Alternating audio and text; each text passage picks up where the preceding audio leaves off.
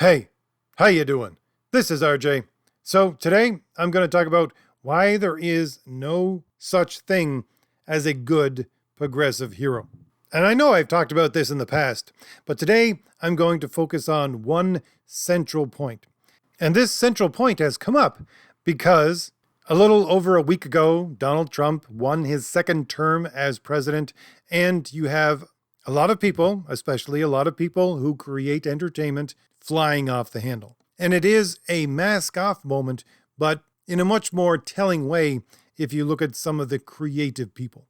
But before I get there, I just want to let everyone know that there are 2 links in the description and the pinned comment for my 3 graphic novels, 2 superhero graphic novels, and 1 return to form for low fantasy. You're looking at some of the beautiful art from those graphic novels in the background. They are stories that center around the traditional idea of a hero, which I'm going to go over again in this video, and which use a system of merit for the creation of the story, the art, everything that has to do with my books. So if any of that sounds or looks appealing to you at all, click on one of those links in the description or the pinned comment and go on over and see if one of my graphic novels is for you. Now, back to the topic. What is this mask off moment that I want to concentrate on? Well, it is a social media post put out by Mark Waid. Now, if you're not terribly familiar with comics, Mark Waid is considered right now one of the gold standards for comic book writing. You may not know his name, but you are probably familiar or have encountered something that is based on his work. The biggest jewel in his crown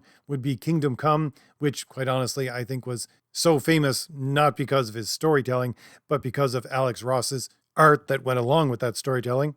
But we do at the very least see, right now in production, some Superman material which is based upon Mark Waid's work, in part, again, from Kingdom Come. And I emphasize that because, again, he's considered the gold standard. So much so that he was brought back into DC Comics to try and save the company. And that wasn't very long ago. I think it was only a couple of months ago. Now, I have his social media post up in the background, and I'm going to leave it up there in the background for this entire video. Because, again, I want to emphasize that this is a man who is considered a trailblazer, a gold standard for comic book superhero writing right now. But for those of you who are not watching the screen, I will read the quote. He is posting this at 1 o'clock in the morning of the night of the election. And he says, "Even if by some miracle this turns around, I don't believe in the basic goodness of my fellow Americans anymore. And without this, I cannot write superheroes. There's no point. When you see a decline in the quality of my work soon, you'll be able to trace it back to this night." Now, other people have covered the fact that Mark Waid has said this, but I'm going to focus on something that I don't think anyone else has focused on. It's the fact that he believes in the basic goodness of his fellow Americans. And without that, he can't write superheroes. But as a heavy progressive person, what does that basic goodness look like? Well, it's just that. It's the idea, sometimes more heavily invested in by some progressives more than others, but the idea that mankind is basically good. That the base nature, the base position of humanity is goodness. But here's the thing, it's not. And if you don't agree with me that it's not, you may be able to, at the very least, agree with me on the fact that for Western civilization, for the majority of the history of Western civilization, human beings are not considered essentially good. This civilization was built upon an idea that mankind is not essentially good. And as such, our institutions, and that would include our institutions of storytelling and the idea of hero that flows from those, is not based upon that idea. It is based upon the idea that mankind is either evil in his base nature, or at the very least, broken, and that brokenness tends him away from good. Now, at this point, I want to interject a couple of very short stories and ideas to think about as I continue on this path of discussion. The first one being that when I first went to university, that was, early 90s? One of the classes I took, first year, was Political Science 101. And me, being a keener at that time, sat at the front of the class, and during that seminar class, the professor asked a question of the entire class. He said, "How many of you in this class think that human beings are essentially good. And I will freely admit that I was, to some extent, brainwashed with the progressive pathogen back at that time, or at the very least, semi-so, through the entertainment that I consumed, because although I had a very traditional upbringing, and that upbringing said, no, mankind is not essentially good, I was very much enthralled with the ideas of Star Trek. And so I raised my hand. I thought, yeah, human beings are essentially good. And guess what? I was quite literally the only person in that class to raise my hand. And then, of course, the professor went on to argue with me for about 10 to 15 minutes about why I was wrong. And I must say that after certainly even my first degree, which was history and political science, I very much understood that yes, in that first year, I was wrong. Mankind is not essentially good. Or at the very least, mankind has a nature which is not essentially good. Those are two separate things. We are, at the very least, broken in our nature, and we have to fight against that broken nature in order to be good. Now, the second little story that I want to bring up is the fact that, well, first of all, I don't own a television, so I'm not really used to these things, but I do go over to friends' houses every once in a while, and they have televisions on in the background. It's usually just the big three networks, ABC, NBC, CBS. And it's not so much the programming that they have on in the background, it's the commercials that really bugged me for a long time, and I couldn't figure out why, especially since there was a lot of medical commercials. But about a year ago, I finally figured it out. It's because the base idea behind all of these commercials is that your life should be perfect. Especially these health commercials where they're trying to sell you some drug or other. The base assumption is your life should be perfect. Therefore, you can get perfection. Just buy our product. But that's a fundamentally flawed idea because there is no perfection in this life. There's no way you can be perfectly healthy. There's no way you're going to have a perfect life. And in part, they're selling the idea that if you buy our product, your life will be perfect. That is a stupid way to try and sell a product. Why? Because if you buy the product, your life is never going to be perfect. And you might just turn around and blame the product. At the very least, blame the product for lying to you. As I said, after years of actually doing academic research into these ideas in history and politics, economics, etc., I understood this. And I very much now agree with the words of Augustine of Hippo. Now, most people around me do not agree with this sentiment because it's extremely hard-nosed. It's an extremely bitter pill to swallow. So I will guess that the majority of people in the comments will probably not agree with me on this. But Augustine of Hippo says, this place we live in right now, this world, is a place of suffering. That's what it is. There's no escaping it. No escaping it. As long as you are in this world, you will suffer. Now, most people don't like when I tell them that or that I believe that because they see me as an extremely negative person. But personally, I think of that as the most positive thing in the world. That is the most positive mindset I could come up with. Now, how? Well, it's because if this is a place of suffering and there is joy here, we can create joy. We can create beauty. There are things that make our existence not only joyous, but immensely satisfying. If we can create that much joy in the midst of a place that is suffering, then wow, we have accomplished something amazing. And beyond that, if you believe in a world after this one where there is no suffering at all, it's just eternal bliss, imagine what that bliss is like if this is the place of suffering. Anyways, that's my take on why I think that is an actual positive way to think. But the point being that no, there is no perfection here. You're never going to get perfection here. And quite honestly, the third thing that I wanted to bring up may indeed just be very specific to me. But quite honestly, I find that women tend to lean much more towards this idea of perfection. Again, this might just be me and my experience, but I have experienced a lot of women who think that life should be perfect, who go out and buy products thinking that it will make their life perfect. And when they're not perfect, when it doesn't make their life perfect, they get very, very upset. To me, that seems to be a more feminine way of thinking. I don't know, maybe it's just because men are used to the fact that we have to suffer. It's part of your life.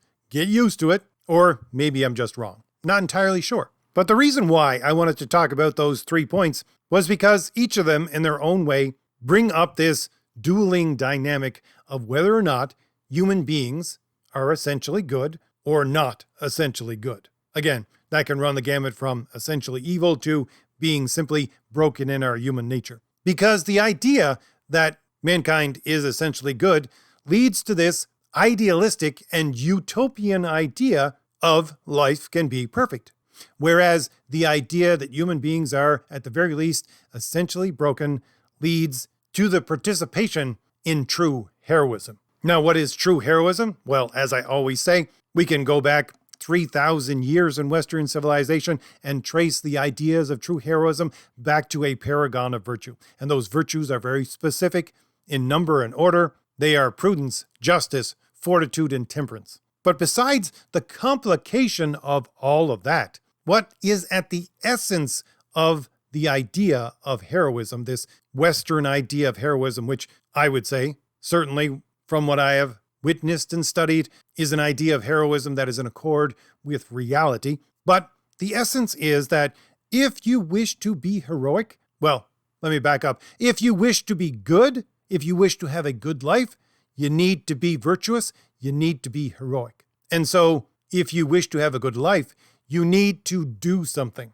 Because heroism is based on virtue, and virtue is a habit. And habits are formed by you doing the same thing over and over and over again. Bending your nature in service of following the path of what is good. But again, the point is doing something is central. Now, that doing something might simply be the movement of the will. We've all read stories where there's a tragic hero at the end who, rather than succumb to the villain, will die with his principles intact.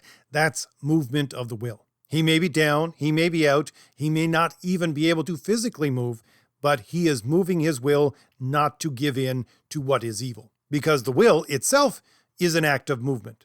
It is doing something. Once again, the ancient way of looking at will, which comes from Augustine of Hippo, because he revamped the way that the Romans and the Greeks defined it, because they thought of it as something much more connected to higher forces which controlled you. But he said, no, it's a movement internally for each person. You place your love on something, and in order to embrace that something, you then need to close the gap between that thing you love and yourself, and so you move towards it. That is the act of the will. So it is doing something. But here's the thing. What Mark Wade is talking about, and everyone who has an idea that human beings are essentially good, what is the basis of how you get to goodness in that kind of mindset?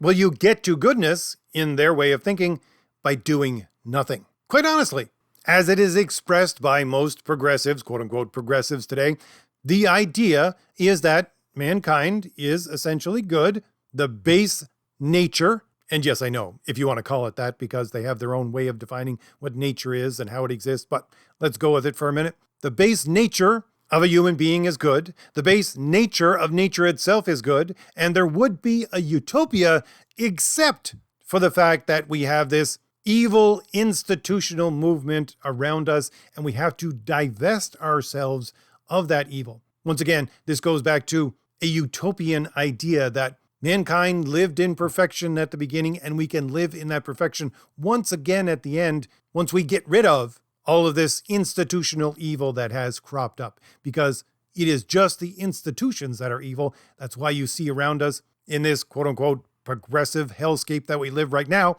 the idea of systemic racism or misogyny, or all these things that you hear about on television and in most stories right now. Because they believe you just need to get rid of that. And once you get rid of that, which does include getting rid of some of the thoughts within your own mind, because you have internalized in your own thoughts some of this oppressive system against yourself. Once you get rid of all of that, you will live in perfection.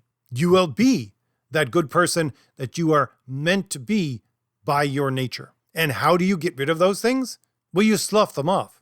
And essentially the way you do that is simply by not participating in that evil process anymore. That is to say, by not doing those things which lead you to evil. In their minds, evil. But again, the point being, it is in not doing something. It is in lack of movement. And just as a quick aside, have you ever wondered why these quote-unquote progressive ideas always lead to some kind of death? Well, it's because they want you to stop moving. And if you stop moving, you die. And they want to enforce this upon you. Enforce the fact that you can't move anymore, that you can't change, that you can't develop, which is massively bizarre since they call themselves progressives. But yeah, they want to stay in one spot, not move, not change, not do anything. Why? Because that's how you return to the blissful state of perfection and of good. And this is the essence of why these quote-unquote progressive people cannot write a good hero and why quote-unquote progressive heroes are not heroes at all. If you want some examples of this, just look at one of the recent runs of Superboy. Superboy is a heavy, progressive-laden book. And you have the writer coming out a couple of years ago and saying, yes, we wanted to write a Superboy, which is supposed to be Superman story, where there's no conflict, where he never actually gets into a fight with anyone. He just talks people down. He makes them realize the fact that they're wrong. And then, of course, what do? Well, they stop doing the bad thing. That was the essence of what they were trying to sell with this Superboy book, who, again, they want to make Superman. If you want to look at a Marvel title, one title like this would be The Champions. The new champions over the last, 10 years or so. Constantly, you had the characters within that team book wanting to stop people, not by direct conflict, but again, by showing them the error of their ways and getting them to stop. And this is especially prevalent in the character that Marvel tried over and over again and might still be trying to make the flagship character of their entire line, which is Miss Marvel. As I have gone over a multitude of times on my channel, the creators of that character wanted to make essentially a quote-unquote superhero character that, first of all, had no pathos, that is to say, had no internal drive through suffering.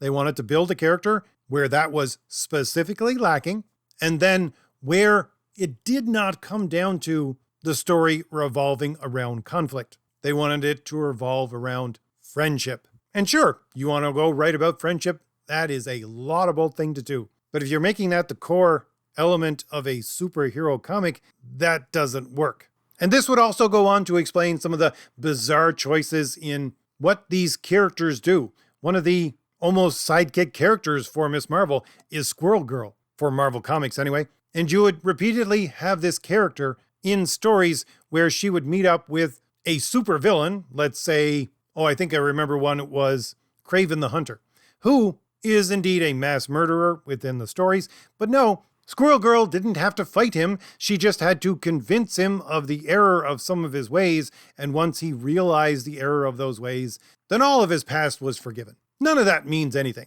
There's no search for justice or reparations for what he has done. No, he's forgiven. Why?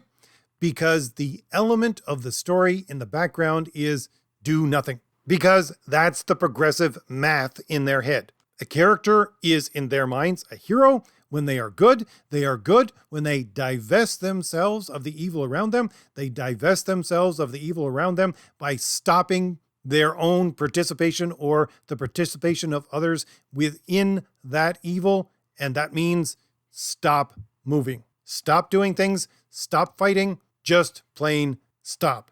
And that is anathema to the idea of a hero that is ingrained within our civilization, and which, again, I would claim is ingrained within the outpouring of the rules of reality. We all want to read a story that is inspirational, where we see this hero with pathos, with his own suffering in his life, and he overcomes it through acts of his will. That is an inspirational story, whether it be Spider-Man constantly buckling under the weight of his own responsibilities, or yes, even Superman, who has the weight of a civilization on his shoulders. And by the way, no, Superman was never meant to be perfect. And if you look at almost every story up until about the last 10 years, Superman never was perfect. He still had his own pathos. He still had his own suffering that he had to deal with. Once again, I always go back to thinking about Superman in terms of what Jim Shooter said, the man who probably